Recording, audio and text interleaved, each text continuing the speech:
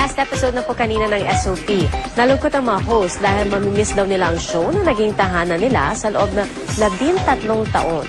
Yan ang chika ni Nelson Canlas.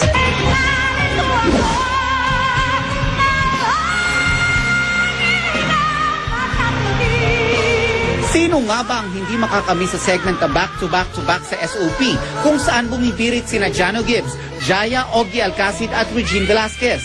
At dahil ito na ang final concert sa noontime show, itinodo na nila kanina ang kanilang pagbirit. I don't remember singing that song that way. Kasi naiiyak ako, parang ayoko umiyak.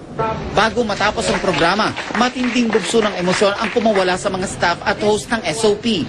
Thank you for all the memories. Yes, thank you for all the memories. Of our life. Aminado ang mga host na mamimiss nila ang programa. Naging bahagi na raw kasi ito ng personal nilang mga buhay. Nag-announce ako dito ng pregnancy, nag-announce ako na kakasal ako, although it was just civil in the States.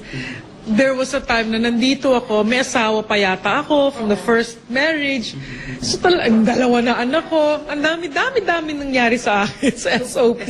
SOP naging bahagi ng paglaki ko, hindi lang ako sa personal ko, hindi sa industriya dahil halos taon-taon ako nagse-celebrate ng birthday ko rito. Nakakalungkot mang isipin na after 13 years, nagpapaalam ang isa sa pinakamasayang programa dito sa GMA. Pero magbibigay daan naman daw ito sa isang mas malaki, mas masaya at mas makulay na programa na dapat nating abangan tuwing linggo. Nelson Canlas updated sa Showbiz Happening. Paalala po sa mga motorista, sarado pa rin ang ilang bahagi ng northbound lane ng EDSA dahil sa ongoing reblocking ng MMDA. Pero simula alas 4 ng madaling araw, mamaya bukas na uli sa mga motorista ang mga apektado ng reblocking.